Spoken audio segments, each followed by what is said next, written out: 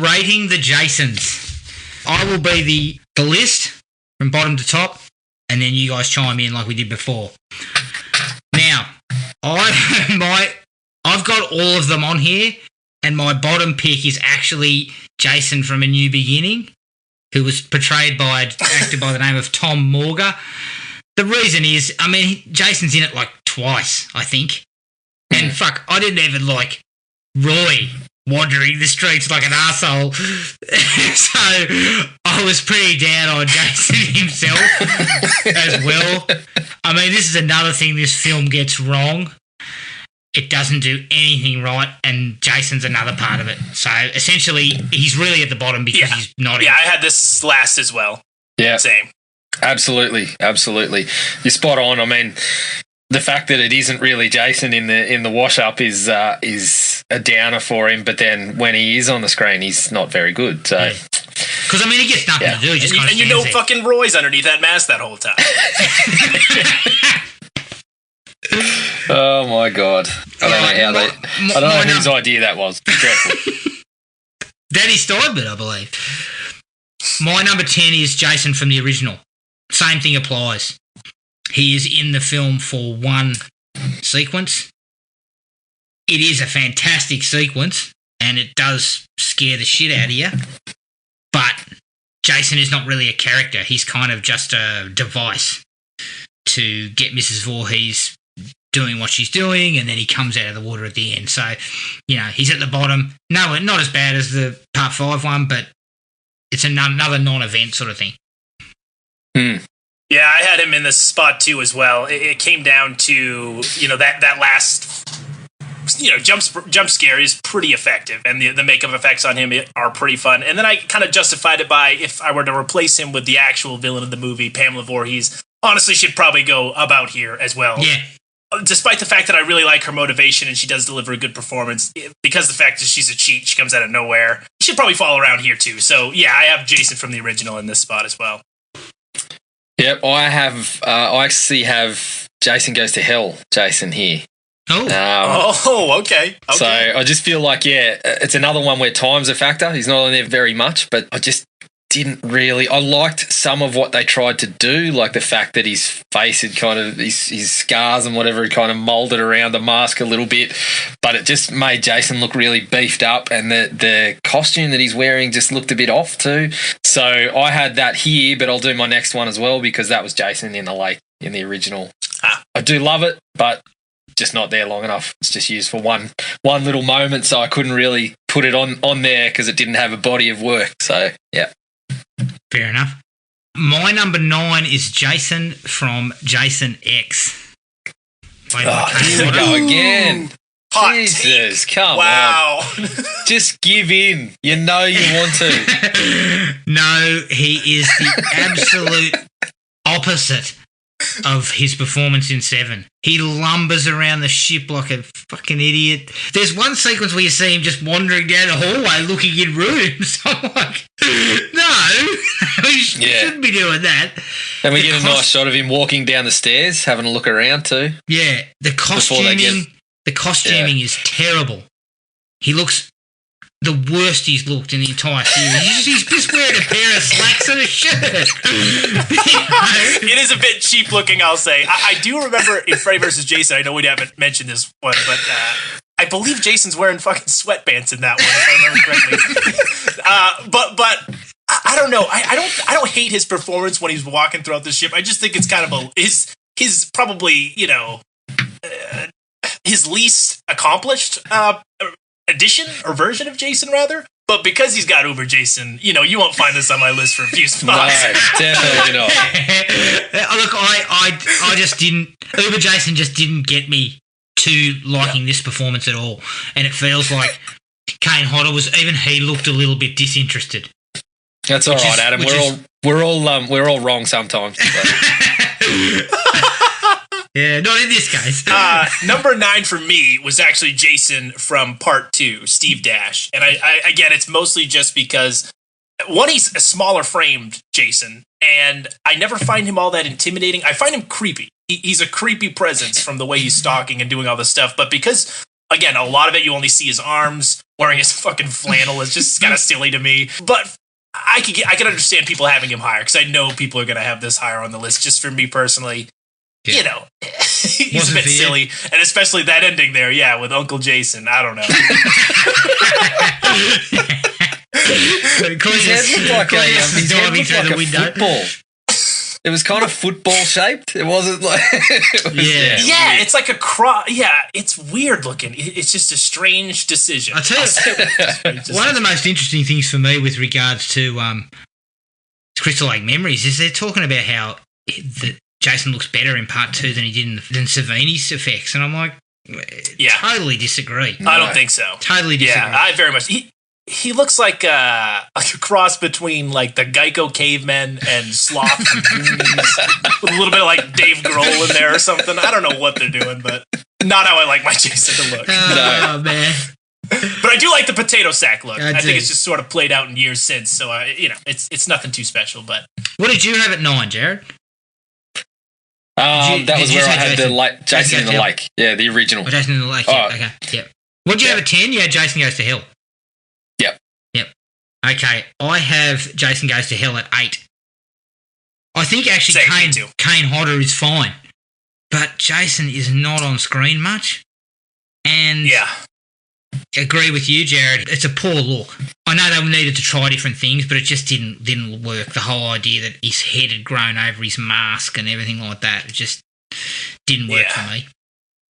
Yep. I think with Adam Marcus being an inexperienced director, he didn't quite know how to shoot Jason. There's a lot of wide shots of him, which make him look like a little, I don't know, potato sack boy. He looks so weird. I don't know. He just looks smaller than he actually is, too, in a lot of these wide shots. He does, actually. And while, like Jared had mentioned, I appreciate the fact that they have the mask kind of forming into the face and the back of it's all kind of gross and bulbousy. But the wisps of hair get me every time when he's turning around and there's just these like there's these gross strands of like Jeepers Creepers hair that I cannot get over. And and his walk in this one is probably the most pronounced, where he's fucking like swinging all of his shoulders in every single motion and movement. And I think he's having fun here, but he's also just not on screen enough, so that's also kind of why he's this low. Yeah, I think this one's like it's another example of the idea and the execution. Like the idea of that mask and that it's sound. It's exactly what they did in part 7. They decided what would he actually look like if this was happening. They tried to take it to the nth degree again, and the execution was off with this one. Yeah. It does have, I think, my favorite or one of my favorite entrances of a Jason, or I think the first time he's actually shown fully, is where he does a movement that I don't know if they accomplished in reverse or it's just inhuman the way he motions. It's like him popping over the staircase in that opening scene when the woman is being like chased around the house or that little cabin area after he's thrown her off the balcony, I think. Yeah. When he pops up and the way he moves, it just doesn't make sense as a person. So I don't know. I've always kind of been fond of the way Kane Hodder takes this role so fucking seriously. Yeah, he does. He's Daniel Day-Lewis in this one. If it was Daniel Day, he would have actually killed someone. Just yeah, exactly. Yeah, I spent 6 weeks at a summer camp, murdered someone. now I'm back. I feel I've got the character. Yeah. God. Okay, so that's number 8. What did you have, Jared? This is where I had Sackhead. It was Brandon spot on. I just felt like I didn't necessarily dislike what Steve Dash was doing, but they were still kind of developing what Jason was. And there's kind of shots that a couple of times he sort of reminds me of Madman Mars and the fingers, like he's been like someone's seen him and he's kind of like ooh before he kind of gets into action. so it doesn't totally work for me. It's definitely not. I don't have the same distaste for it as I have for something like Tom Morga's efforts, but it just wasn't quite developed as to what we came to love just yet. Yeah, I mean, I have him at number 7. Agreed. There's not a lot of him either. They show, as you said, Brandon, when we were talking about the films, his hands and his feet and him in shadow, running across the road, jazz handsing, that kind of things. In brief snippets, we see him, but we really don't see him in any decent period until right near the end. when him and Ginny come face to face. And it's not that he's done anything bad; it just kind of doesn't resonate greatly within all the Jasons that have come and gone. So, yeah, he kind of sits a bit lower for me. What do you guys have at 7? My number 7 was Jason from Part 3, Richard Brooker. And again, kind of mentioned when, the movie itself, it's just, he seems super disinterested in this whole ordeal. Just, booping around nonchalantly, rocking around the whole camp. I don't know. He's an imposing figure because he's a big guy. Plus, they've done something with his traps or something where he's got like Tom Hardy Bane in the back there below his neck. But other than that, yeah, he's just kind of a forgettable Jason in my opinion. But again, intimidating enough. Yeah, I was right there with you on that one. Part 3. I think Luke might have made mention that he liked that Jason in the kills. And I totally agree with that. I thought that was the only part where Part 3's Jason really did the job for me. But I think the 3D might have hurt because it seemed to necessitate all those shots where we get a lot of him kind of like with the torso. You just kind of get him from the back and see a hand and the torso or whatever. So it would look like that person was here and that shot was down in, further away from it. So some of the 3D hurt him, but yeah, it's just the walk. Just disinterested is right and awkward. Like, I don't know. He seems like it seems like I feel like if I met Richard Brooker, he's a guy who would like to have his hands in his pockets because he doesn't look like he knows how to walk with his hands by his side. Yeah, the best example of that is when he shoots, I think it's Vera, that lady with the harpoon gun, of course, in 3D, and then just sort of lazily saunters up the hill. He just swings both arms a little bit and then kind of just walks. Exactly. Very unmotivated Jason. Yeah. I will say towards the end, though, he does have that moment where he's fucking sprinting toward the final girl there. That at least, he does show a bit of menace. He looks like he's carrying a couple of bags of luggage. He's everything down low. He's not swinging the arms. He's not giving us any elbow bend. He looks, I totally agree. I think when he's killing people, he's fine. But once they start to show him too much, and maybe it's a necessity of the 3D, but having a bit like Jason Goes to Hell, some wider shots where you see him sort of wandering, he just looks like he's not interested or he's not there to be intimidating. And I think the 3D probably hurt, but I also think maybe it might have been him as an actor. Maybe that's how he felt the performance needed to be. But Jason was kind of like he was just a singular focus guy. He wasn't a particularly scary sort of fella, and that's where it comes across for me. So I had him at number 6. My number 6 was Part 8, Kane Hodder. Jason Takes Manhattan. If we're to factor in the entire character of Jason throughout the movie, he'd probably be last for me because of the stupid kid shit we get later on. Toxic sludge Jason bullshit. But the parts where he is on the boat anyway and him coming through New York City, Times Square, there's enough positives in there, I guess, that it ranks above some of these others, but just barely. I don't mind the look of Jason here, despite the fact that he's wet all the time. Yeah. He's just soaked.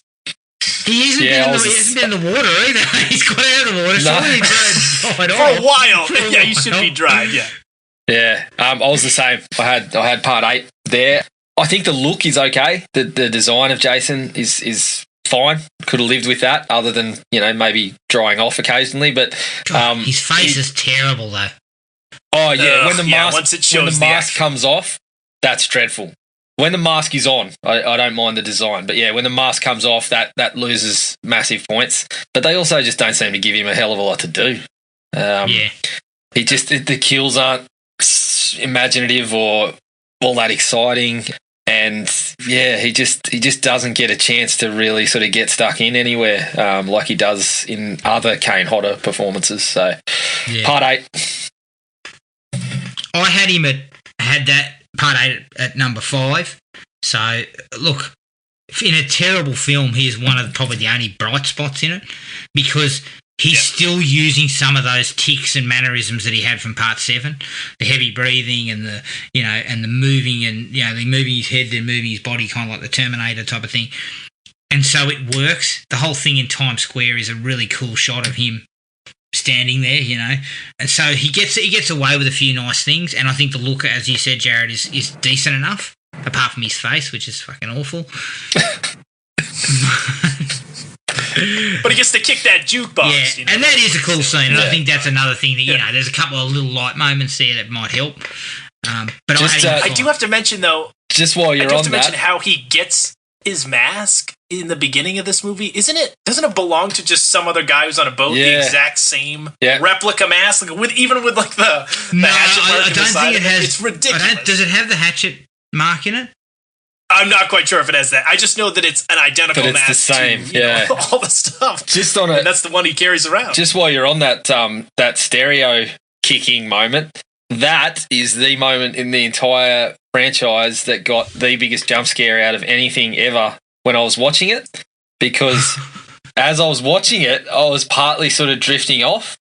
And, you know, when you're sort of first drifting off, you're aware of the sounds around you. I kind of started doing the fluttering eyes, and then that fucking when he kicks the box, it just goes boom, and I fucking jumped off the couch and nearly fell off. I nearly hit the floor. And I was watching it with a mate at the time, and he just turned around and started cracking up. He's like, "Does that scare you?" And I'm like, I was trying to tell him, "Yeah, I was asleep," and he's like, "You big cat," getting stuck into me. But yeah, that was it. That one holds a special place for me. All right, who do you guys have at number 5? I had, this is where I reluctantly placed Uber Jason, number 5. Reluctantly? Yeah, if only he could have climbed higher. You know, as you mentioned before, he doesn't have a great performance in the beginning of this movie. There's the whole bit there where he's got he's all hooked up Hannibal Lecter style, and I don't know. For the most part, though, I do think one is Uber Jason's just a cool look. It's a fun performance. You can tell Kane Hodder is like enlivened by this. Like, ooh, I get to do something a bit different here. I like the way he plays that whole virtual reality scene. And yeah, he does have some decent scuffles. I also like when the robot shoots the shit out of him. How far they go with that, and is like the destruction of his head, the face, and everything. Like, they just, good stuff. Yeah. Yep. Exactly the same. Yeah. And it would be, I'm going to be totally honest, it would be higher if more of it was Uber Jason, but because the most part of it was just your run of the mill Jason. That's, as you've pointed out, Adam, that's where we get a lot of Jason just kind of wandering around a couple of times. There's 2 to 3 sequences where you get a bit of Jason and he's just out in the open and not really what you would expect. But the Uber Jason shift is awesome. As we've kind of mentioned, Kane Hodder seemed to really take that evil gets an upgrade on, and he changed his performance a little bit when he was Uber Jason. Like you see when him and KM are battling, and him and Brodsky get into it a little bit, he's going for it. There's one where I think there's a kick somewhere, and I'm thinking, fuck, he didn't pull that. He's just belted someone there. And I love the design of Uber Jason. If I had to pick a favourite design, it would be Uber Jason. So fair enough. Number 4 for me is Jason from Part 6, CJ Graham. He's big, he's imposing, and he manages to throw in a couple of little nuanced moments, the whole head tilt when he comes up to the car and it's rocking and he kind of goes like that. And he is, now Jason is a zombie. It's more difficult to create something with it. So I think he does a pretty good job. And he seems like he's just a big dude. Like, he's a big, menacing looking guy. So it works really well in that way. Yeah, this is where I had him too. He almost reminds me of like I don't want to say a more innocent Jason, but he seems more childlike in this one for whatever reason. His mannerisms, his movements, he just seems kind of not excited to be doing it, but almost just like it doesn't matter to him that he's murdering all these people. But I like the look of him.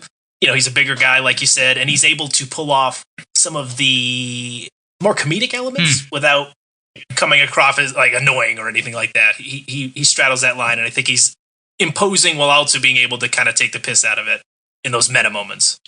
Yep. Yeah. All right. I had Ted White. Ted White at number 4? Yep.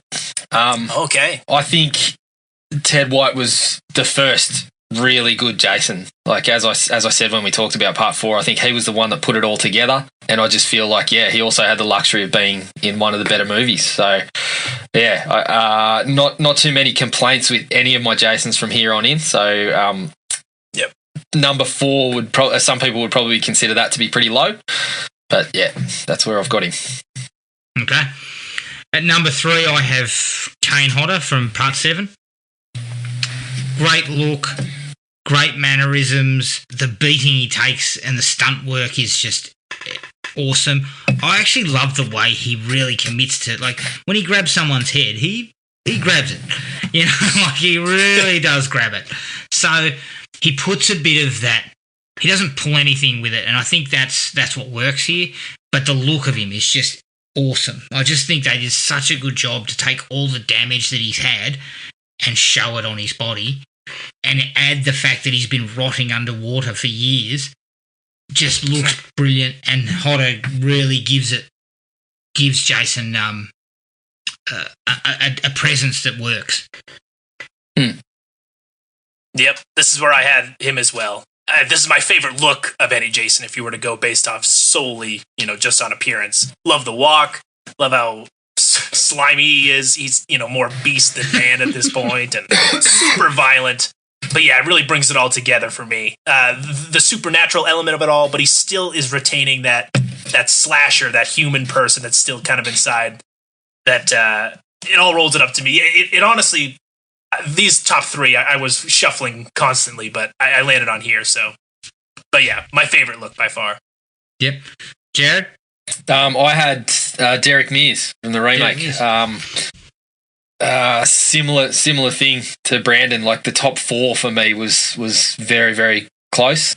I think both the recreation of the sack head and the mask all looked pretty good throughout the remake, allowing Derek Mears to be kind of to run and to kind of leap at people and do that sort of stuff added an angle that we hadn't really seen before, but it didn't. I've had conversations with other people who just hated this one because of that, whereas I was kind of like, I'm okay with it. Like, the man can run. That's fine with me. He just made it sort of a bit meaner and a bit nastier than some of the other Jasons had been. So, yeah, that's me. Totally agree. I actually had him at number 2. Everything about it is he kind of feels like a survivalist, and I think that was a nice little addition to kind of like creating a slightly different Jason, in that he's protecting his territory. He's, he's not going to do any harm to anybody unless you turn up into his area. And once you do that, he's aggressive. He's menacing. There's a lot to like about it, and the running just adds that nice touch to it. Especially that sequence where he comes out in the first 20 minutes and he hits the bloke who's in the bear trap with the machete, and then he looks over and sees her on the ground and he just charges at her with the machete. It's a really, really cool, iconic sort of shot. And I think he does a really great job. And we talked about this the other day, Jared, that if they finally get their fingers out and make a sequel, I'd love to see him back. I think he'd be absolutely choice.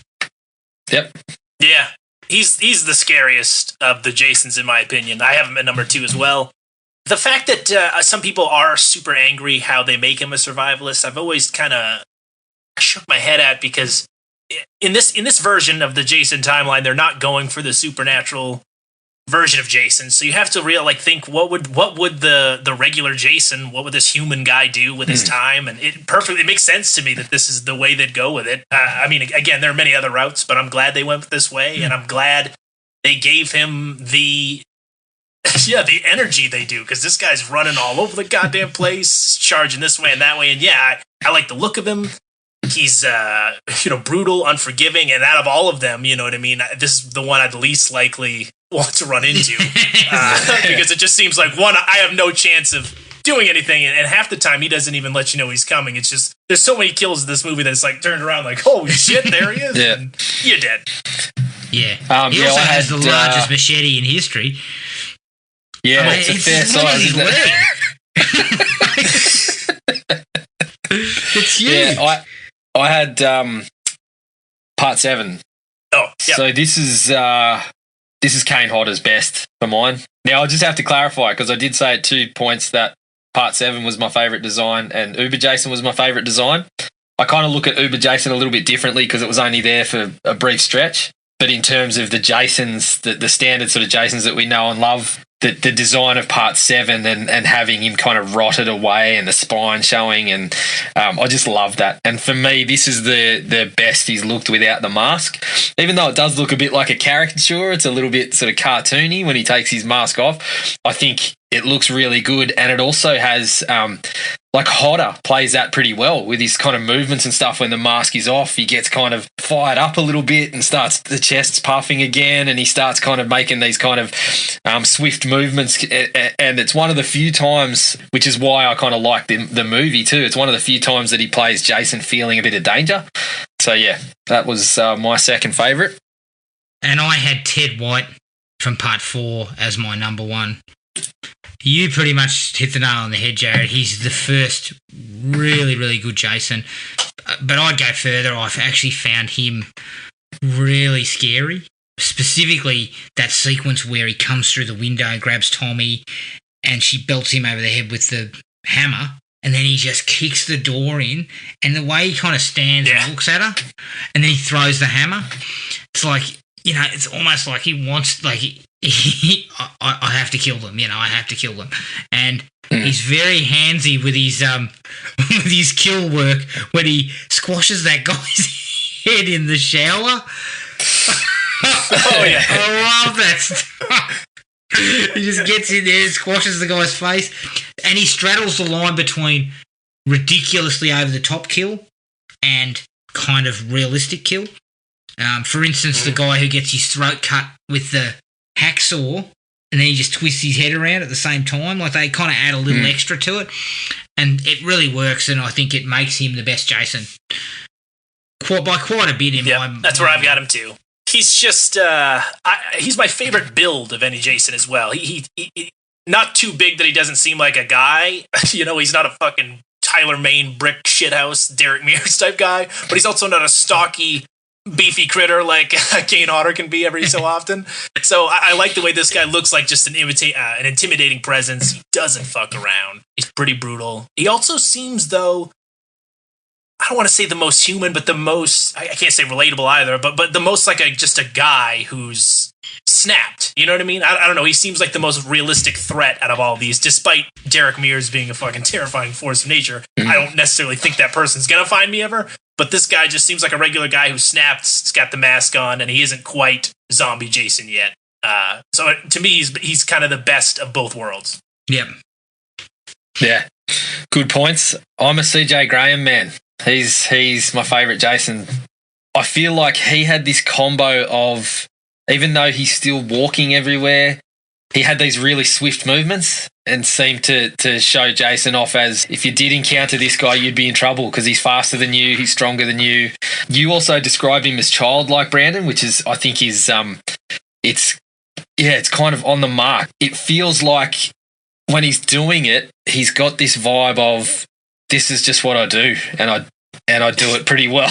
if that's what you do, you know. Like, I'm also a fan of, obviously with number 6 as my favourite. I'm a fan of the comedic elements, and a couple of times they brought those into the kills. I feel like Part 6 has got this really nice combo of kind of brutal, but not, like, some of them you still laugh at because they're so ridiculously over the top. So yeah, I feel like that combined with he's a fairly large statured man, it just made him super intimidating as well. So I feel like he's the one for me. Fair call. All right, that's we've rated the Jasons. Let's move on to the final girls. Now, Jared, we'll start with you. We'll have your list as the base. Right. But we're obviously just going to cover the surviving female character. I know that there are other characters who survive in these films. You know, I'm looking at Tommy Jarvis specifically, as he survives in several of them. But we're just looking here at the surviving female characters. So who do you have at the bottom, mate? The bottom of the rung for me, for me, is Pam from Part 5. I just feel like, well, number one, she's not really a final girl because she's in the Tommy Jarvis section of the series. So she's off to the side, and she's just a very, very uninteresting character. Very uninteresting. As we mentioned, this is the one with a large amount of kills as well. So by extension of that, it's the one with the least time spent with the characters that you're supposed to build, I suppose. So yeah, she's just sort of there. She's kind of Tommy and Reggie's sort of chaperone for the whole movie. So I couldn't place her anywhere but last. What did you have, Brandon? I struggled. These two were the bottom ones that I kept flipping back and forth. I actually put Pam at number 10. At number 11, I had Rennie from Part 8. And I think it just ultimately boiled down to, despite her being given more character, I guess, development, you'd say, because she has a backstory as dumb as it is, she's just the least likely one of these I'd like to spend any time with. I just liked her in every scene, and she just almost added nothing to the proceedings other than, I got to keep going back to this woman. Just not a fan already. And not very strong a character either, you know what I mean? She's squaring off against little kid Jason at the end of this. It's just ridiculous looking, so... Rennie. Yeah, I had Rennie as well. Just boring. Everything about her is boring. From her clothes to her hair to her ridiculous backstory to shit dialogue. Like, I think the actress was obviously fairly green at the time, and it's not her fault. I mean, the script is shit, but she doesn't infuse it with anything. Like, we don't get anything out of her. She feels like she's just going through the motions, and that's not a good way to have a final girl in these films. So, yeah, she sits at number 11 for me. She also manages to somehow get kidnapped by junkies immediately after entering New York City, and then forced heroin. Oh, good Lord. What the hell? Yeah. What a town. What a place to be. Why is anyone going on this trip? Like, honestly. I'm Do you saying think there was a security briefing beforehand? Saying, look, there's junkies and weirdos and toxic waste. There's toxic waste barrels in the streets. Oh, man. The fucking Wild West out there, yeah. Yeah, for sure. So, yeah, my next one was Rennie. So I had her at 10. I can't describe it any better than you did, Brandon, when you said she's just a wet blanket of a character. There's just not a lot there. There's not a shred of fun in the character to be had anywhere. It's just such a boring and at the same time just so depressing to be around her when you're watching the film. So yeah, I can't say any more than you guys have really said about that one. Yeah, I mean, similar. I had Pam at number 10. Melanie Kinnerman, I think the actress's name was. I'm just glad she killed Roy. But the thing is, she didn't even kill him. Oh, that's true. Yeah, you're right. No, she just gets to like smack him with a chainsaw. Even Reggie the Reckless gets in on that. I haven't got her at 10. Actually, I've got Whitney from the remake. Who is played by Amanda Rigetti, I believe her name is. Now, look, it's not her fault. I think her performance is fine. But she just disappears for such a long stretch. She is the final girl when you actually look at the film. She is the surviving female character. Yeah. But she really is only seen for about half an hour, maybe. Yeah, it's just they pulled that Swift one with Jenna. Yeah. And it seemed for all money like she was going to be the one, having been involved in the chases and a little bit of the back and forth with Jason, and then they kind of pulled the Swiftie. But even if, even if you include her, I'd probably still have it down pretty low because neither character really resonates well. They kind of share screen time. So they're both only in it for a certain amount of time. And again, it's not the actress's fault, but, they were obviously more interested in Jared Padalecki's character being kind of like the hero. Yeah, I think you're right. Even if it was Jenna, she's not soaring with the Eagles, but she's not mingling with the turkeys of she's parts kind of 5 and part 8 either. Yeah. Okay. Number 9, I had Pam. Again, not necessarily the fault of anybody, the actress specifically, but she disappears again for... I mean, she gets one scene in the middle of the film, and that is to turn up to Demon's fucking tuck shop and have a chat with them both. That's about it. Like, she kind of disappears for a large portion, and when it finally comes down to it, it's her, Tommy, and Reggie the Reckless fending off Roy. It's not really her, it's Roy. Mm. The only good thing she gets to do is whip out the chainsaw and have a crack at him with the chainsaw. That's it.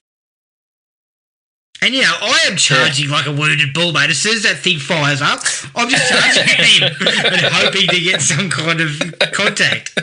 Are you doing the Leatherface style, swinging around? He's just swinging wildly, yeah. Yeah. Who'd you guys have at 9? I had, this is where I had Whitney. And it's basically for the same reason that you had. She's just not really in it.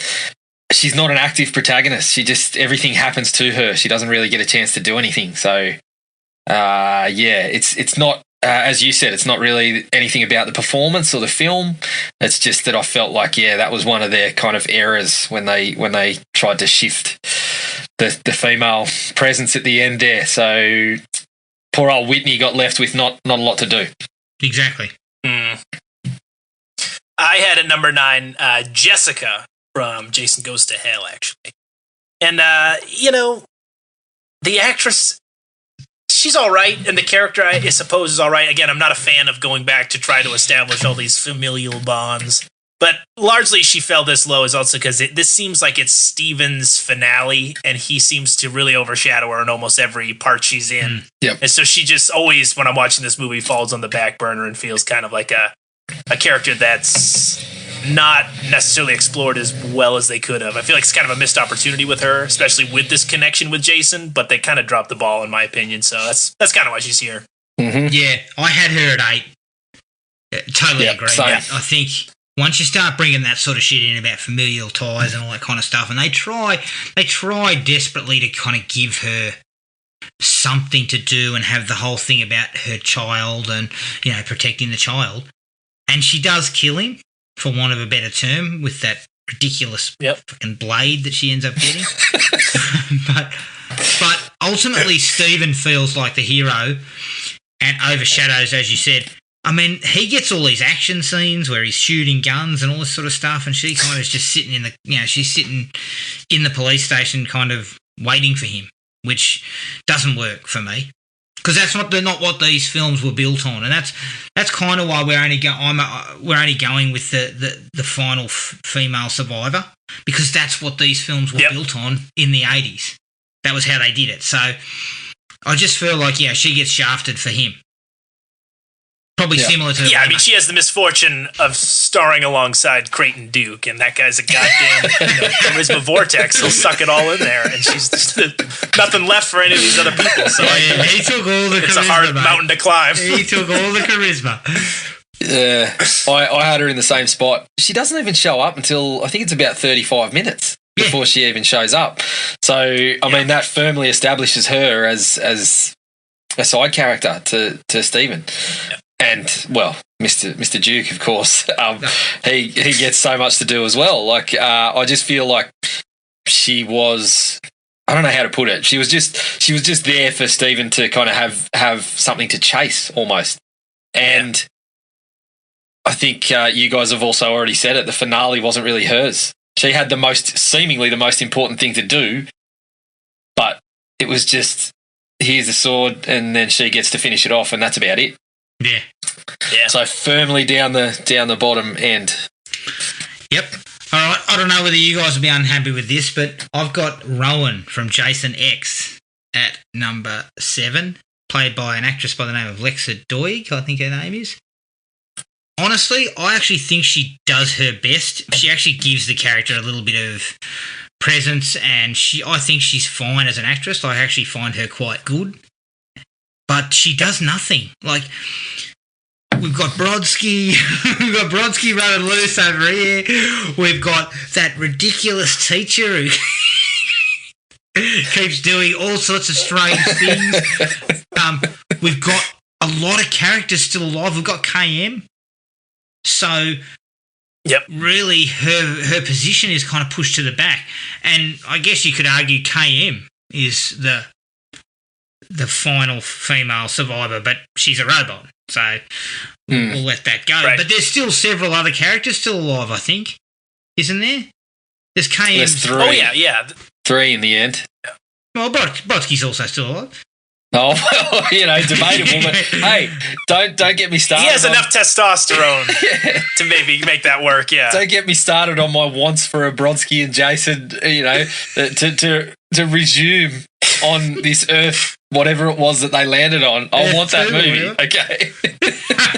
People have been clamoring for a Freddy versus Jason versus Ash, but I think they're missing out on the real true heroes of the series that could fight this guy. Brodsky versus Uber Jason is the real crossover. Yeah, throw in Creighton Dukes too. Brodsky and Creighton. Yeah, I'm watching that movie hands down. Absolutely. I actually had Rowan at number 7. I did want to briefly mention that at 8 I had Whitney. Oh, sorry, I had Whitney from the remake. Apologies. Oh, no reason. And the only reason I put her a little higher is because one, she does get to kill Jason, or supposedly kill him until he comes back at the end, and saves Supernatural there. But it is also one of the few characters, one of the few final girls that is sort of the plot driving device. Most of them are just hanging out at this camp and then are reluctantly, this is thrust upon them. They have to be the hero. But she is actually, kind of the purpose of the whole movie is them trying to find this girl. And I will agree that she's very underutilized and kind of forgotten about until the last, 15-minute chunk there. But I thought the actress did okay. Yeah. It's fine. Again, another throwaway. But I will agree, Rowan at number 7. She does the most with this very bland character. She's not as dumb as some of these final girls can be. She seems like, she's supposed to be some sort of intelligent scientist. I don't know how, well established that is or how well she performs that. But I think she's a decent enough character and probably the only one who's acting in some sort of real world. I don't know. Most of the characters are just going so far over the top with their performance, and she seems to be someone you can anchor like, oh, okay, I'm not fucking crazy for thinking these people are crazy. Yeah. And look, compare her to Part 8, right? Both characters are fairly bland, but this actress is better and delivers something that we can catch. Like, her performance is fairly solid, so she's likable. Yeah. Whereas poor old Rennie, I mean, again, it might come down to the experience of both actresses at the time, but at the end of the day, Rowan's far more likable and a better presence than Rennie or the number of the ones below it. She's definitely not. She's not a tough hang like Rennie is. You wouldn't be spending any time with Rennie. Not at all. Yeah, Jesus Christ, Rennie. That'd be I would say she'd meet up with me on the ship, give me a sob story, and I'd be like, look, I'm going elsewhere. I'm going to the disco. Yeah, I'm going to that fucking ridiculous disco we've got down there. Nah, bugger it, I'm going to snort some coke. Yeah. I'd rather Julius bubble my face in. Yeah. That's right. I'd probably just, if she came to talk to me, I'd probably just leap over the side. Look, I had Rowan in the same spot. You used the word anchor, Brandon. That's exactly what she is. Her whole purpose is just to drive everyone to move off the ship, basically, when she gets going, to let them know what Jason is and to drive them off the ship. Everyone else gets all the interesting stuff to do. Brodsky, of course, or uninteresting, depending on your perspective there, Adam. But everyone else gets the interesting stuff to do, including KM taking the role of kind of, taking it to Jason, I guess, which I actually loved. I thought, kind of having Jason versus a bit of a like Terminator type was a kind of cool couple of minutes to have in the movie. But that leaves Rowan with just kind of, hey, everyone, follow me. She shows a bit of toughness and a bit of will to go when other people don't want to move, and she makes the right decisions. But beyond that, she doesn't do much. So fair call to have her where she is, Adam. Yep. I won't protest too much. Now, number 6 is Chris from Part 3, played by Dana Kimmel. She accounts for herself really well in the finale, and in fact, she gives Jason a fair old hiding. But let down by some average acting, and that whole thing about her and Jason, him attacking her and all that stuff, and that monologue she gives is atrocious. It's atrocious. It's terrible. Yep. She just delivers it so sort of hysterically and goes overboard with it that it kind of really undercuts that. And overall, she's not one of the better actresses, I guess, in the series. But great finale. No. Same. I had her at the exact same spot, and it is just for, the tenacity she shows, I guess, towards that ending. The finale is pretty decent. She gets him hung at one point, takes his mask off, I think, too. Yeah. Or he gets a little face time. But other than that, it's not a good performance, and you're right. I do not like what they're implying with Jason and her at an earlier date. So yeah. I hate when they bring this stuff into my slasher series. I don't want Freddy Krueger molesting little kids. He can kill them. I don't want him molesting. Yes, exactly. Yeah, so agreed. Yeah, I don't need that here. But again, her character itself does show some strength at the end there. So yeah. I will say, good finale. All right, I think I'm going to come in for some treatment here. I've actually got Trish here from Part 4. And it's only, again, because she has to share duties with someone else. I really like Trish. She gets a little more to do than some of the other ones that I had down the track, but it's Tommy's movie. So Trish gets a little bit, not a lot. I did like the relationship they allowed her to develop with Rob for a little bit there, but she sort of helps and doesn't get to do the heavy lifting. Mm-hmm. So yeah, I know there's a lot of fondness for Trish, and I do have that, but when I'm looking at it as a final girl, it's sort of like she's another one that just isn't really. So yeah, I had Trish at 6. Trish at 6. All right, I have at 5, I had Alice from the original, played by Adrienne King.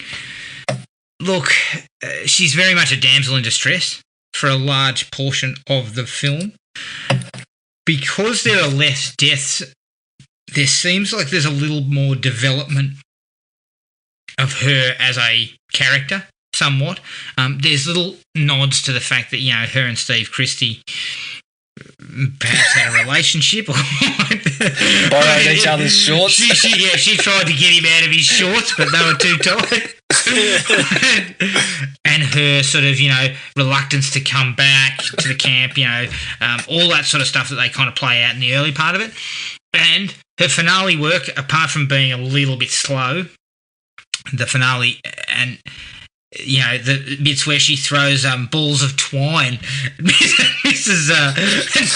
Voorhees as she walks towards her, which I found comical. She dishes out a pretty decent sort of hand-to-hand-ish blue where they pull each other's hair and bang each other's heads against things, and then she cuts her head off, and I think that, being the first final girl leads to a little bit of a higher rating. Doesn't she also barricade a door that opens out? She puts something against the door that opens out while she's making a cup of tea. Jesus Christ. Yeah, look, maybe I gave her too much credit. Yeah. I had Trish from Part 4 at number 5 here. Okay. And you mentioned it. Honestly, for me, the actress, I think, does a fair bit of the heavy lifting here. She's just a really likable presence. So it's not so much to do with the character itself, because I'll agree it's Tommy's movie.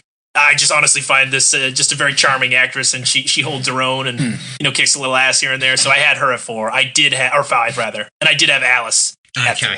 So all right, Jared, what did you have at 5? So 5 is where I had Chris. Chris. Yeah. Oh, okay. Same things as you guys said. We don't need to know about what we don't need any of that stuff that went on at the start of the movie.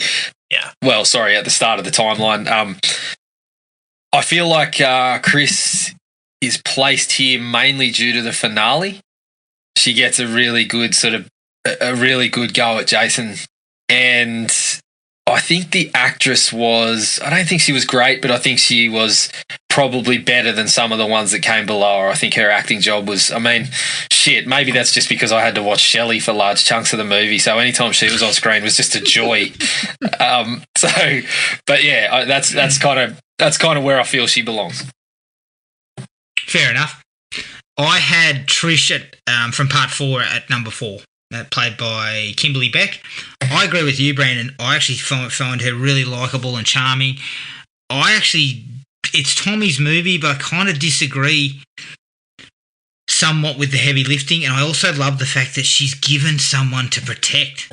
Like, she actually has to protect him. Like, he can't protect himself. Yep. She has to protect him. And she does a really good job of that. And she takes Jason on face-to-face, really gives it to him a couple of times. So I really like her performance, and I think, again, it's another nod to why part 4 is so good, I think. This is where I had Alice. Same. Yeah, me too. Pretty much the same reasons that you said, Adam. Looking back on it, I think the acting is not really a factor. She was only fair to maybe Spuds and Burgers there, Adam. But I think they really did nail the quality of kind of the girl next door, which is why I really like Alice. She is one of the things that I do look back on fondly from the first one. And I think that the Mrs. Voorhees finale is very memorable. Like the shots stick out of them on the little bank there, and the machete and the head and whatever. Like that stuff is very memorable. Yep. Yeah, she got up this high for me because, again, she is a good prototype of this character to come. And as you mentioned, yeah, she really does play that innocence really well. The standard girl next door. So, and yeah, she gets to take out Mrs. Voorhees at the end, so she gets bumped up for me. But agreed on her performance not being necessarily the best. No, it's a little lacking. But at the end of the day, you're talking about a movie made for $500,000 in 1980. They weren't hiring top-notch actors and actresses, Kevin Bacon aside. Aside, of course. A side of Bacon. Of course. Yeah. I mean, I've read things that they approached like Sally Field and people like this to be in it, and I'm thinking, yeah, you were possibly swinging for the fences there. I don't think you were going to get that. But, yeah, she's definitely worth being up that high. My number 3 is Tina from Part 7, played by La Park Lincoln. Just the whole... She's an equal of Jason. She's got powers and stuff that he can't really deal with. Like, he doesn't actually know how to deal with them. And it works to create a fantastic finale. I think her character's probably a little bit hamstrung. But again, the movie is kind of geared towards her, the whole thing about going out to the cabin to sort of relive her father's death and why she did it and having the doctor there. So the movie is kind of really firmly her film. And I think she delivers really well in that regard. I had Megan from Part 6 here at number 3, Jennifer Cook. And similar to Trish, I think Kimberly Beck, she's just got a real charming personality, very entertaining to watch. But I also do see, like, it seems like it's more of Tommy's movie than her, and so that's why she's not quite higher. But honestly, one of the best for a reason, and she's just super likable, super, super fun. But she does make some very dumb decisions. Oh, yes. Yeah, I had Tina here as well, Adam. I think similar reasons. She's some parts of it feels like she has to take it a bit too seriously, but she gets to have a hell of a lot of fun. Well, we get to have a hell of a lot of fun watching her go back and forth with Jason, having something that places her in almost has the upper hand at points. And I felt like the movie as well is one that I look on favourably. I just enjoyed what they did with that character. Yep. I had Megan from Part 6 at number 2, played by Jennifer Cook. I totally agree. Again, likeable. I felt really good actress. Jared seems to have other things he liked about it, but let's not go there. But she also drives the plot a lot. Like, she actually is the one pushing Tommy forward. Even though she makes a lot of dumb decisions. I mean, look, basically, essentially trying to date a bloke who's fresh out of a mental hospital. I don't care what he looks like. This isn't a good choice. But she kind of drives the plot. Plus, she's kind of got a bit of sass about her. Like, she's the one driving the car in the car chase and all that kind of stuff. Like, I really like that. So she gets a lot of points for that. She's a final girl with a little bit more get up and go in her. Yeah. I had Tina here, number 2, part 7. And again, out of all of them, the one who gives the most to Jason, his most formidable opponent out of the entire series, really the person, I mean, Brodsky and Creighton aside, the person to really get closest to actually doing some actual damage to Jason. And so it's a little silly, the telekinetic powers, but overall, I think she plays it fairly well. She obviously goes really straight with it, and so she commits. I like the character enough. Again, some of the stuff for her backstory I could have done without, but I think as a character overall, she's pretty solid. Yeah, I had Ginny at number 2. Ginny at number 2. Okay. All right, really. So now I know where this is going. Yep. Well, you telegraphed it early on. I mean, shit, I'm only human. But anyway, Ginny is, as I said, for a long time, I didn't like part 2 very much. When I first got pay TV, they often played on a Friday or Saturday. They would play some Friday the 13th movies. And they always ran 2 and 3 back to back. So perhaps I was just lumping them in the same category and remembered things about 3 that I didn't like as part of 2. But the last couple of times I've watched it, I've just really enjoyed Amy Steele's performance. She is one of the toughest of the final girls. She doesn't seem... Obviously, she is in some trouble and does get some scares, but she doesn't seem phased as much, I guess would be a way to put it. She's always up for the fight. And, yeah, I've just really come around and come to enjoy her performance as a whole. Yeah, definitely. Because I had her at number 1. Yeah, me too. She's super tough. She's smart. She's accomplished. She actually takes him on. And it is in that period of films where Jason's a human. So once again, there's that cat and mouse and that feeling of she might be able to get over the top of him. Like it's hard, I guess it's a little bit harder for the character like Megan is that she has to deal with a zombie, a zombified version of Jason who never dies type of thing. Whereas this still has a little bit of that juice of Jason trying to scare Ginny and chasing after her, and it feels a little bit more real in that sense. And I think Amy Steele is just excellent. And I've always felt that way about her. Same with April Fool's Day, which she was in a couple of years later. Same sort of thing. Yep. I really like that character in that too. So overall, she is definitely my favourite. Yep, mine as well. She's just a really good actress. And you mentioned it, she seemed... Jared, that less phased by it all, and it's almost like she seems like I'd say the least helpless out of all these final girls, because she just takes everything in stride and just goes with whatever's happening. And yeah, just a great performance. I think Amy Steele is kind of an underrated final girl, honestly. When people talk about these series, her name doesn't get thrown up a lot, and I think she's pretty damn good. Definitely. I reckon she was, but not as good as Jennifer Cook, though. I feel like, look, I've kind of broken my own sort of rationale for my decisions here, because I was saying some of the lower final girls were sidelined to somebody else, which she is, and for other ones like Jason X, I couldn't put Jason X number 1 as much as I love it. I took the personal bias out of it, but I just couldn't hear. I mean, I just feel like she's got a point of difference to a lot of the other ones in that she's got that kind of rebellious streak.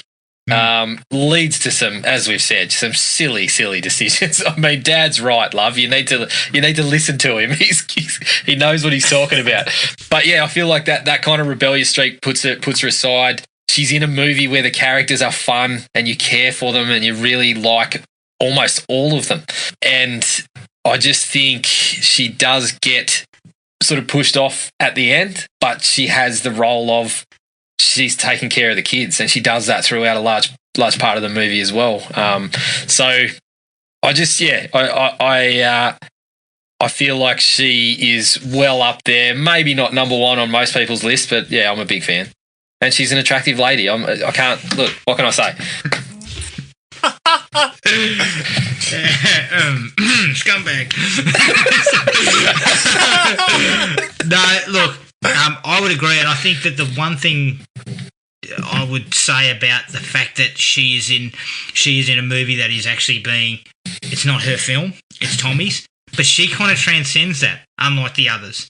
She manages to get over the top of that because I think of her charisma and the likability of her, and the fact that they've got the kids there, so they've got her in that protective role, whereas Tommy's on the other side of the coin. He's trying to warn everybody that Jason's out there.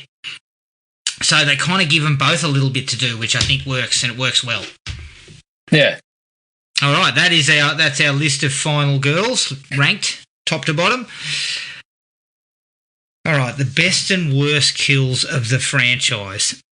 Now, I'm going to start with my worst, my least favourite. I've got a top 5. I'm going to start at the bottom. So my 5th least favourite one is the slow-mo cutting of the captain's throat in part 8, where nothing really comes out. Like, there's no blood. It's done with the back of the machete, I think. I don't actually think it's done with the blade. It's actually done with the bum end. And everything about it just looks so sort of cheap. Now, again, I don't know what the MPAA had done with it and whether there was, it was 10 times more gory and then they just chopped it all out. But it just, overall, it just was really, really boring. Same with the film. Right.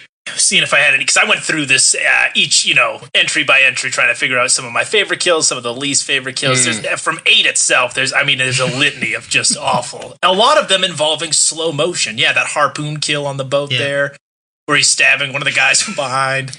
Yeah. I don't know. Most of the kills, there's one in there that I'll mention in the best of list, but most of the kills, honestly, in 8 are just bad. Yeah, just bad. They're terrible. Throwing that guy off. For some reason, that guy decides to climb the bloody the mast and just gets chucked off. Yep. Yeah, and he jump cuts there. He literally teleports Jason from the bottom to the top of the mast in a second.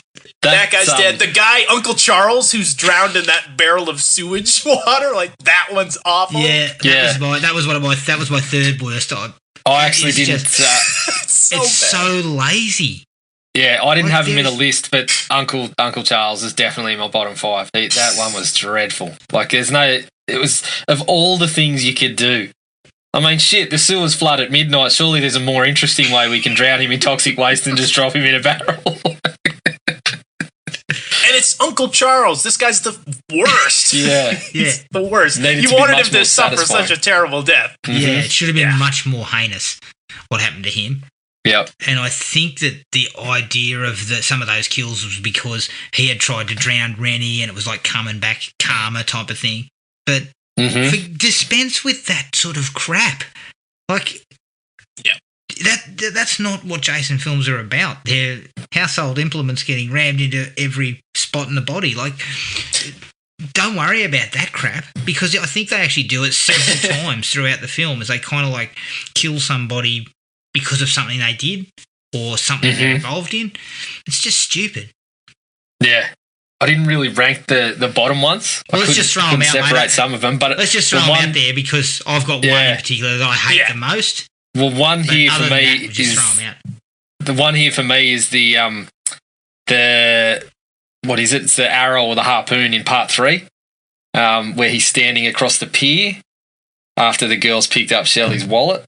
Yeah, it just doesn't look all that good, and you can see the line on the arrow, and it's just an overtly, like, it's too over the top, trying for the 3D stuff. I don't know how. I've never seen it in 3D, unfortunately, but I can't imagine it would make it that much better for me. So that's definitely one of my least favourites. Yeah, the least favorites from 3 would have to be Chuck being electrocuted. A personal preference: anytime any character in a horror movie gets electrocuted and there's fucking blue lightning strike, I fucking hate that the most. It's the worst. Yeah. But I also have to mention in part 3, and I don't know if this is best or worst kill, but maybe worst kill just of how terrible it looks. Rick getting his head crushed and that eyeball shooting towards the screen. One of the worst practical effects I've ever seen, but god damn it, do I love that they shot it. You know what I mean? It looks so bad, but I get what you're going for. Yeah, the wire, the fish. You can see it's got like a steel rod behind it. Like it's just terribly shot because you can see it and you know it. But you know what? I'm with you. I love it because it looks awful. Yeah. But it's so good for like the whole 3D effect of trying to sort of chuck something at the screen. And so they just dispensed with whether it would look good. They just decided, we'll chuck it out there and everyone will love it. And strangely enough, they did. Yeah. People went for it, you know? Yeah. I'm going to throw one at you that might sort of, might piss a few people off, but I actually think the sleeping bag kill is not that good. Get out of here. I prefer I might have to disagree with you on this one, I prefer the uncut version. Where look, it did suffer from... You actually see some blood, right? Yeah, it did suffer from being cut. Great. But just the idea of it, the fact that we actually got it in the movie, I loved it because it was that's exactly what you want, something creative, something a bit different that we haven't seen Jason do before, but totally fits. So I was a big fan of that one. It was over just one whack. Over too quickly. Yeah. The one, speaking of the sleeping bags, the one that I didn't like and was a real kind of fits into the little bit of the overly kind of Texas Chainsaw and seedy, grimy vibe is the remake where he hangs the girl over the fire in the sleeping bag. That's the one that really got me kind of like, I don't know if I want to see this. This is the most, gnarly, honestly terrifying death in the whole series because it's just like, what the fuck? I was not driving on this road. I don't know what wrong turn I took, but this is intense. Yeah, this steps it up. It just takes this extra layer of cruelty, like Jason's planned to be a little bit crueler than usual rather than just, here's a person, I'm just going to get rid of them. He actually goes to the effort of stringing her up over it. I'm just like, oh, Jesus, that's a little bit prolonged. Kind of using her as bait for the other bloke. Yeah. He does a lot of that in that Friday the 13th remake, now that I'm thinking of it, because he does that with the other gentleman who's got the axe thrown in his back. Yes. He's just like outside wailing. That's right. Jason's a sick bastard. He is. I was also not a big fan of the girl getting sucked out through the hole. Jason X. You mean this sucks on so many levels? It looks like bacon on the fucking grate by the time she's done. Yeah, just a few slabs of bacon. I liked it from the perspective of I was just over that character, like her attempts at snark and just needling the other characters. I was just like, I'm done with that. So I was kind of happy that she wasn't around anymore. But yeah, it's not one of the best. No. I got one that could arrive on some people's favorites list, similar to the sleeping bag one. I never liked this kill, but a lot of people do.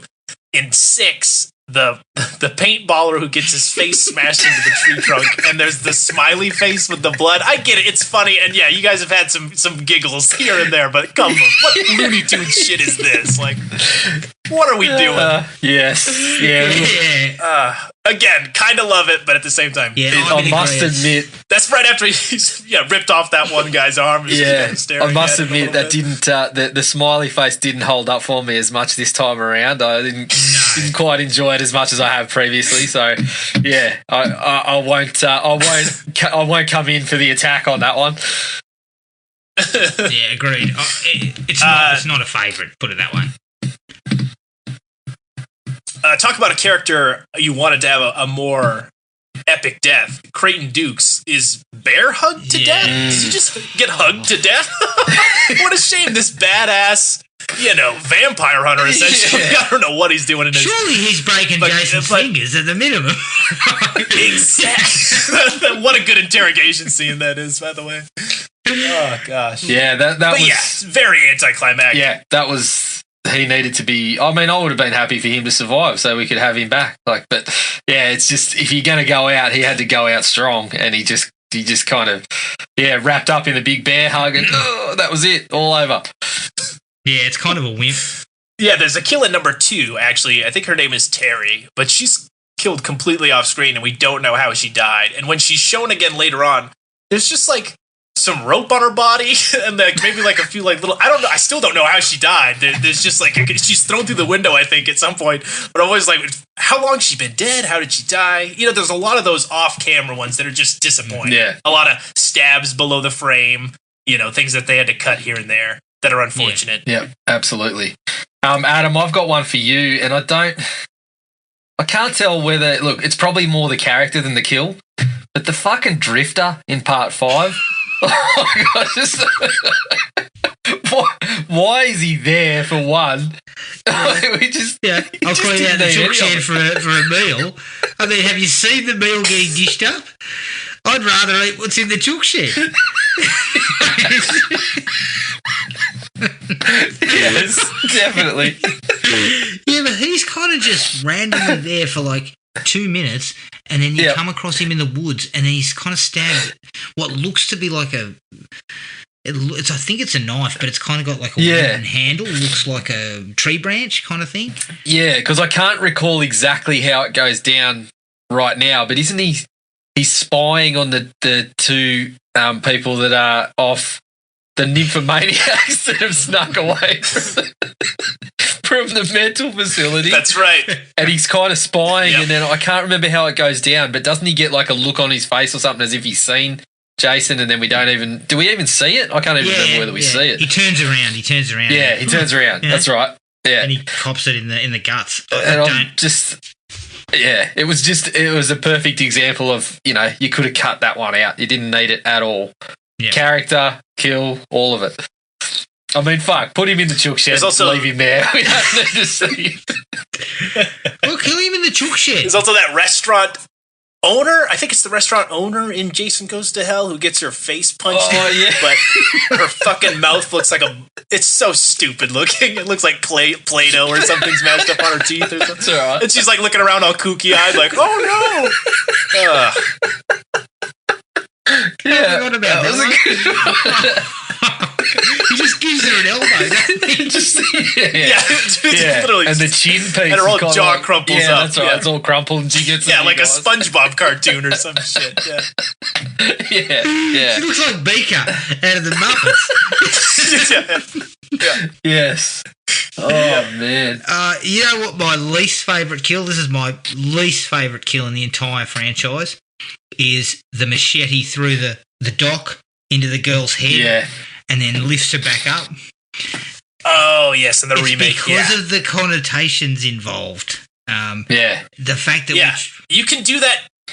We're showing nudity. Show that scene, 5 seconds earlier. Yeah, show the nudity just before she stands up before. But it's just completely gratuitous and unnecessary, guys. And there's a line here. We're not all scumbags. I am. We've established that, but not all of us are. We're not all scumbags.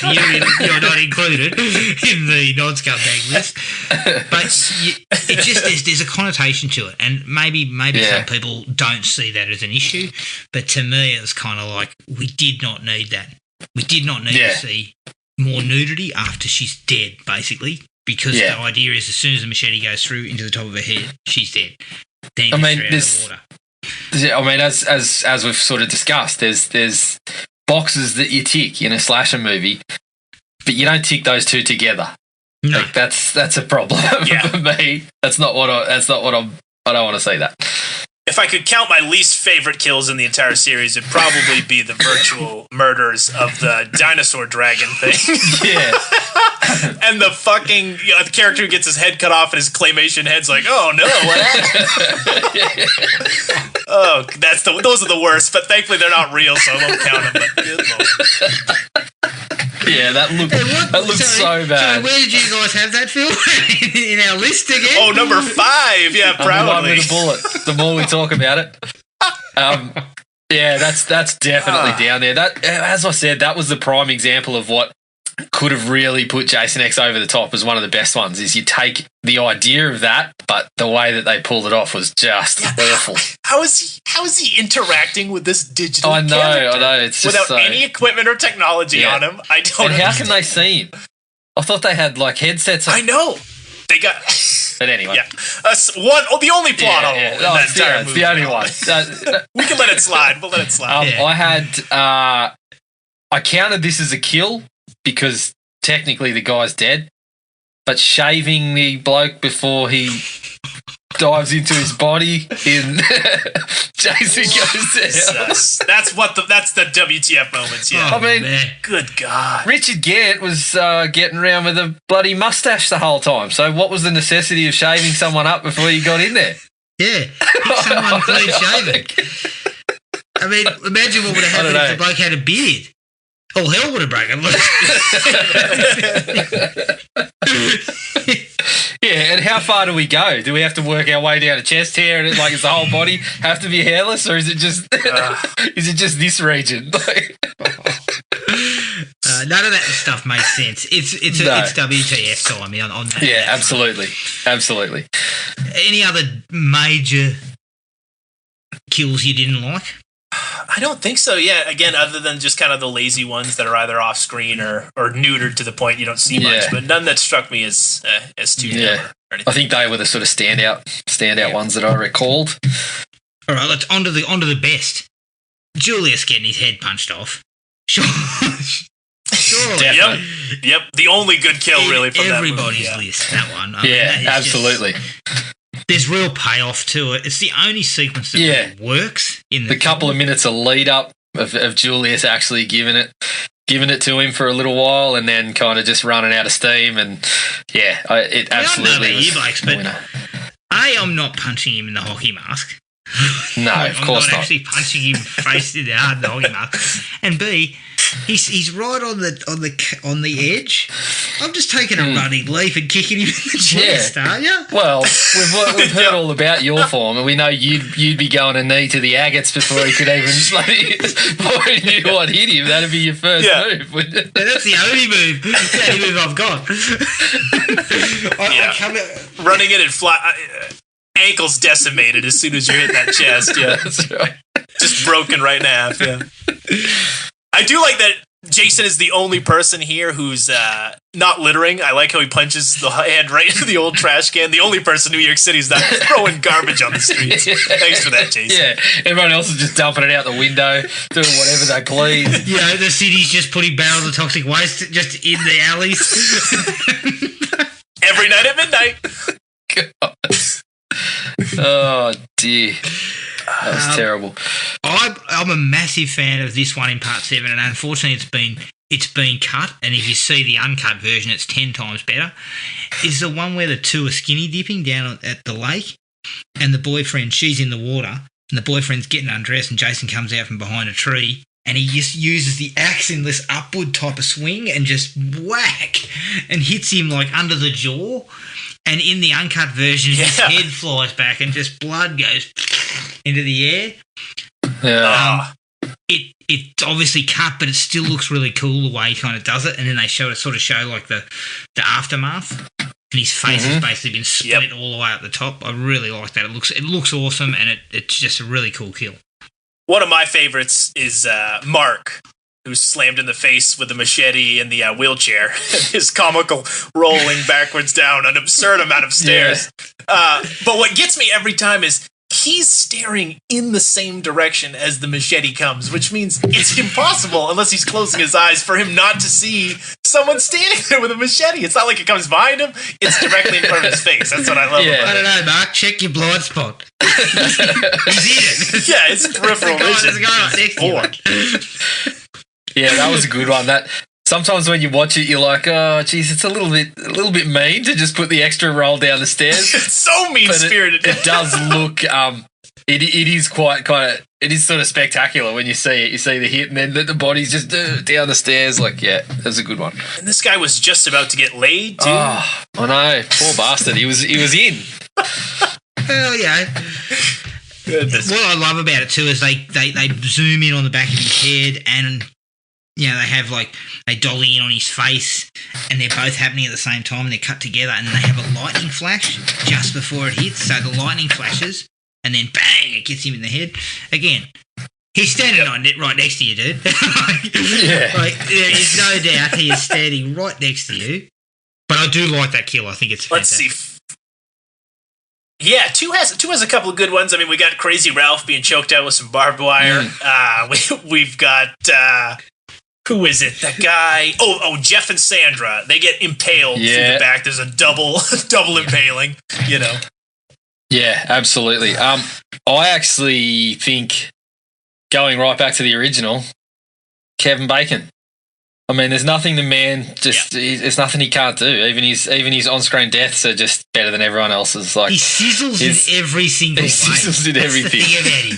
Yeah. I just think that one was, and obviously seeing it at the point that I saw it, there'd been other films after that had copied similar things, but when you watch it in the context of the movie, it's a nifty little surprise. It's a great effect. And then obviously the little bit of the little kind of happy accident where the blood didn't flow and then Savini's mate had to blow through the pipe or whatever and made that little burst of blood that came out. It just worked. It just worked a treat. So that's definitely on my top fives or my favourites list for the kills. Huge fan of it. Yeah, that effect you can tell the neck, you know, is fake, especially on Blu-ray. Absolutely, you know, absolutely. But what's funny about Tom Savini is how well thought out some of these kills are. My favorite, I think, from that movie is one I mentioned earlier, but it's Marcy getting the axe to the head. It's a great practical effect, but he mentions things so simple as like, you got to hit the light to show that the object has weight so that you know that when it's slammed into her head, you know, the audience makes that connection in the edit. And it's something so simple, but the effect looks great. You know, it does look like it goes right to her face. And again, just her reaction just before being killed makes me laugh so hard every time. Yeah, similar definitely. to the reaction of one Steve Christie. Not a favourite kill, but I just love the way he looks into the light and goes, "Oh, hi! What are you doing out here?" He wanders over like a bloody idiot. Oh, God. I also am a huge fan of the throat slash and head twist in part 4. Oh yeah, from the creepiest guy. Yeah. Like, thankfully he took that guy out because he was a danger to society. Yeah, I think Jason was doing us all a favour with that one. Yeah, that was a public service. Yeah. Thank you. Yeah, that was a powder keg. Something was going to happen. But a great there. effect. Yeah, something was going on there. Great effect. The slicing. And I also like... yeah, he twists that guy's head all the way around and off, essentially. It's brutal. I'd also like to know where that guy was stashed after his death. Because that room is showered with blood, surely. Is old mate just in the morgue? Yeah, in the freezer? That's where he probably was tossed. Yeah, I don't know. You'd see if anyone walked in and saw all the blood, maybe they just thought, oh, one of them was dripping when we rolled them in or something. I don't know what the explanation was there. Considering Crystal Lake Hospital's a bloody absolute shit show. Well, it's chock full. It's chock full. I also like Crispin Glover's death. I just like the whole thing about the corkscrew and then he gets the cleaver in the face. And I wish he danced his way out of it, though. He did a little bit of dancing and avoided it. If only, yeah. Jason swinging the cleaver and dancing his way out of it. I reckon that would have been gold. I mean, Jason's death, honestly, in 4, too, is kind of all-timer. His head sliding down the machete, the eyeball moving. The eyebrows going up and down and stuff. Yeah, that was good. Yep. That's definitely on there. And in the same vein, I actually had the kill at the start of Goes to Hell of Jason running out and then just getting fucking blown into. Oh yeah! It seems like they just I don't know what they were using, but when they blow him up, this fucking muck just blows everywhere. I was he's comprised of mostly swamp water. Yeah, I think he's blown into massive pieces though. Yeah. It's like the shark from Jaws. Like when they're doing the autopsy, they're pulling out like an arm and a shoulder and part of the chest. And I'm like, no, that was an actual explosive. He would have been nothing. I found a third arm over here and a fourth leg. He just seems to be bloody. There's pieces everywhere. The coordinates were slightly off. Stuff he's been eating earlier. 10% of our FBI agents. Yep. No character meets a demise quicker, in my opinion, than Trent. I couldn't wait for this guy to die, and boy, does he get it. The machete in the stomach, then lifted off the ground, and then sawn up vertically, and then thrown on top of a fucking hay baler or something. See, this is what... he's like screaming the entire time. Yeah, this is what Uncle Charles needed. Like something that was like, you earned that one. Like, you earned it. That one was awesome. I really enjoyed that. And the fact that he, the bit before that, when he squealed, when she dropped onto, before he runs off into the little creek and then gets the kill, the fact that they dropped the body on the front of the car and he got the big squeal in too, just the build up to that was just awesome. Yeah. Yep. I like the frozen head smash in Jason X. Definite. Definitely one of the best. Really disappointing. Definitely the best of that movie, for sure. Really disappointing they didn't move forward with more kills like that, where you're using the kind of the environment. I just felt that they didn't do that. But that kill in particular it's a really nice mixture of a really cool death, but the effects and stuff are really well done too. When they show it from under the water and she goes... And the face just goes and freezes up. Like, I thought that was really cool. Yeah, well, shooting it from there was like it was a good idea for a death, but the fact that they thought we'll shoot it underneath and then show her face actually freezing, like that set it off. It was spot on. Look, this might be my favourite, and it's the sheriff getting folded in half in part 6. Holy shit, this poor guy. I couldn't to see that he jumps on and he's getting the upper hand for a little bit on Jason, and then you kind of know what's going to happen, but the first time you see he just grabs him and folds him like a deck chair, I was in hysterics, and I was it was a combo of that and a bit of shock, like, oh shit, I haven't seen that before. Yeah, it's perfect. There's another good one in 6 that gets, I think it's Officer Thornton, who Jason throws a machete into his head, and when he gets it in the skull, he does like a backflip off the dock. It's like something out of a John Woo movie. I was like, holy shit. Yeah. There's also that kill where the bloke gets his head squeezed down to the baseball. His brains are hanging out. That was another one that was cut, right? But in the shots that you've seen, it looks like a mad ball. It looks like Jason's holding a mad ball. He just squeezes his melon down. Yeah, that was definitely a good one. And my personal favourite... I don't know if you guys remember how Jason gets his machete in part 7, but there's a pretty good kill when I think it's some camper guy. His name's Dan, I think. Jason puts his fucking fist through his back and then breaks his neck, and then he gets his machete. But the fact that he punches a hole through the back, so ridiculous. I love it. I love that stuff. My personal favourite is the tent spike in Jason Goes to Hell. That is really nasty, and it's really, really well done. It's all practical. Yeah. They cast her body in that position and everything. It's really impressive. And it's gross, like you just see it go whoosh, and just chop, basically splits her in half.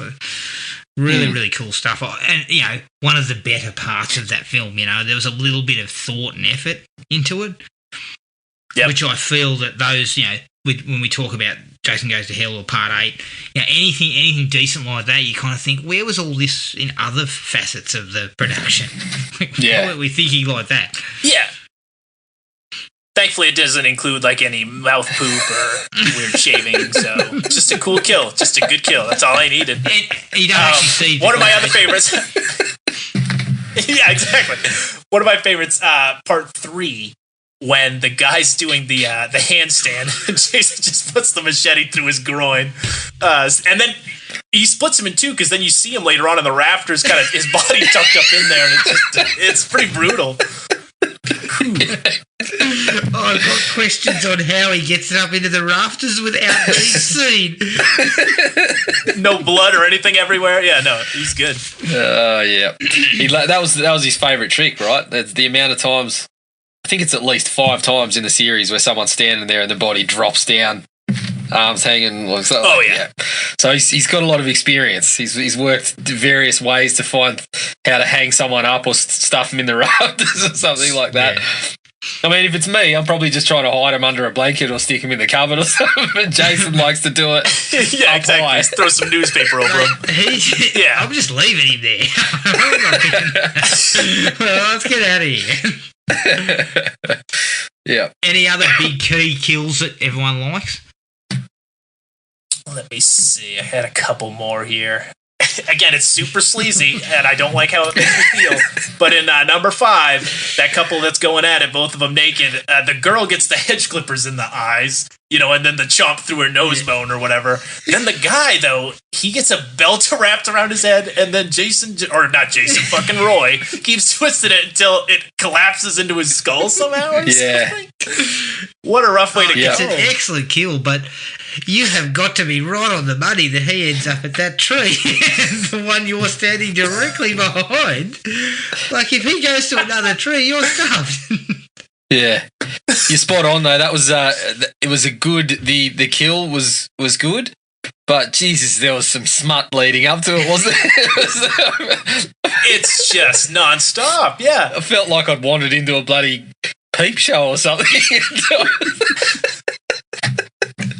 Yeah, it's pretty ordinary. Yeah, it was very ordinary, but those 2 kills were actually pretty good. And at the same time, the old mate chook shit shoveler, he's over in the trees as well. So, I mean, Roy is really working hard. He's really worked hard on that particular section. Yeah. Yeah, you've got to go home and have a rest. Yeah, it's a Leslie Vernon, isn't it? You got to work on your cardio and do all that sort of stuff. That's right. Yeah. Although I believe later that night he chops off Junior's head and buries a cleaver in Ethel's face. So, yeah, that's right. He has a quick nap and he gets back out there. Yep. She was still working on the same fucking pot of swill, wasn't she? Yes, I'm not going near that thing. I don't know what that shit was. It looked primarily of just water and vegetables. Water and veg. But yeah, Christ knows what's ended up in there with those two hanging around. Small amount of dead skin. A character that needed a worse death, Shelley. The fact that Shelley just gets his neck slashed off camera. Yep. He needed to be, skinned alive for it to be worth it for all the shit we've taken, yeah. His kids killed in front of him too, or something. I don't know. Let me tell you something. Harold needed to be dealt with because he only recently had exploded. So, if I'm Jason, that's an affront. It's an affront to me that I've had to walk in on that. What? I'm drowning you in that. Mate, I don't think Harold is either. Harold. No, not Harold a chance. is a super carrier, no doubt. He's fucking he's spreading that shit. He's spreading all kinds of nonsense. Yeah, mate. COVID-19 did not start in Wuhan, mate. It happened in bloody Crystal Lake, 1982. Yeah, that explains the toilet paper shortage. That's all it. Not in Harold's case, he wasn't People using didn't want to be in the same. Yes, they didn't want to be in the same situation as Harold. Oh man, sorry. That was a slight tangent, but let me tell you, Harold's going to get talked about in depth, so let's not use up all the material right here. Any other kills that you want to mention? No, I mean I think we got most of them. Yeah. Gosh. I've definitely worked through my favourites. I can mention the folding up of the sheriff again because I could talk about it for a couple of hours. But I think he should have been folded again, like into a smaller package.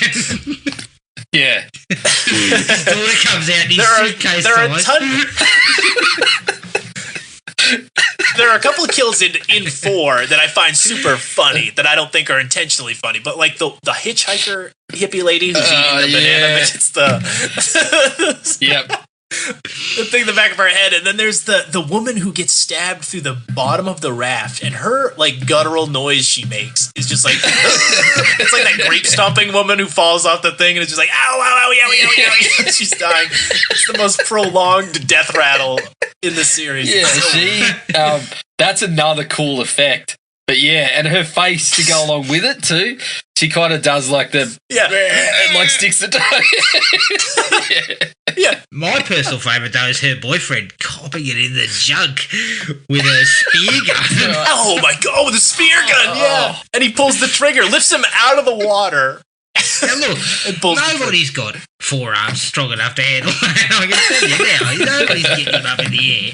But it was just nasty. Yeah. Yeah, that was. Oh, Trish's boyfriend Rob too.